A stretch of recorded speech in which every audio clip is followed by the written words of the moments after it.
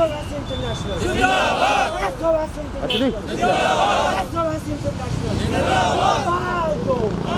राजीव चोली जोर से बोलिएगा। SOS International छीन के लेंगे, छीन के लेंगे। सब आवाज दो, आवाज दो, आवाज दो, आवाज दो।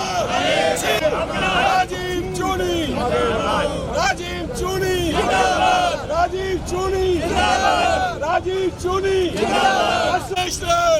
राजीव चोली, राजीव चोली, राजीव चोली, आप आगे बढ़ो।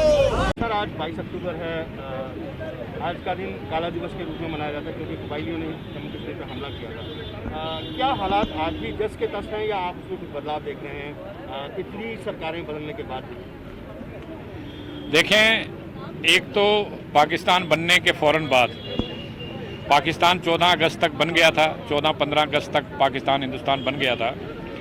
जो पहला हमला पाकिस्तान ने किया हमारे मुजफ्फराबाद ज़िला पर, जम्मू कश्मीर के डिस्ट्रिक्ट पर, तो पहली गोली जो उनकी बंदूक से निकली वो मेरे लोगों के, हिंदू सिखों के सीने पर चली थी और 70,000 लोग उसमें कुर्बान हो गए। मीरपुर में, पुंछ में, मुजफ्फराबाद में, इन सारे इलाकों में।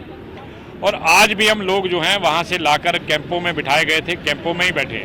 आज की तारीख में भी 39 रिफ्यूजी कैंप्स हैं जो सरकारी रिकॉर्ड में भी हैं। मैं कोई ज़ुबानी बात नहीं कर रहा, वो सरकारी रिकॉर्ड में भी हैं।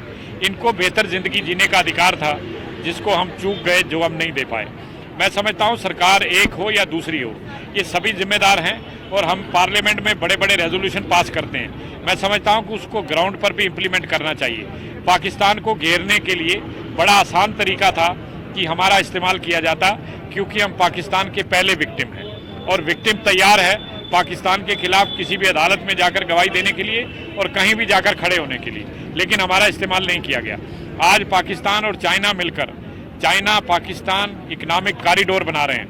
वहाँ बहुत बड़ा सड़कों का जाल बिछाया जा रहा है, रेल मार्ग बिछाए जा रहे हैं और उनमें जितनी ज़मीनों का इस्तेमाल हो रहा है वो खास तौर पर गिलगित बाल्टिस्तान में, वो मेरे लोगों की, यहाँ जो बैठे लोग हैं उनकी ज़मीनें हैं। इनको तो पता ही नहीं है कि उस ज़मीन को देने का ठेका उनको किसने दिया। पाकिस्तान के पास कौन सा लीगल राइट था या चाइना के पास कौन सा लीगल राइट था, लेकिन ये लोग कर रहे हैं। तो मैं समझता हूँ कि इनको रोका जाना चाहिए। हमें ज़रूरत नहीं है युद्ध करने की, हम बिना युद्ध किए भी इनको रोक सकते थे अगर हम इस तरीके से इनको आर्थिक नुकसान पहुँचाते। आज काफ़ी हद तक चाइना वहाँ पैसा लगा चुका है। अगर हम उस प्रोजेक्ट को बीच में रोक देते हैं तो मैं समझता हूँ कि हमें काफ़ी सफलता मिलेगी। इसके अलावा जब तक पाक अधिकृत कश्मीर खाली नहीं हो जाता, मेरे लोगों को सहायता मिलनी चाहिए, एक यूनिफॉर्म पॉलिसी बननी चाहिए।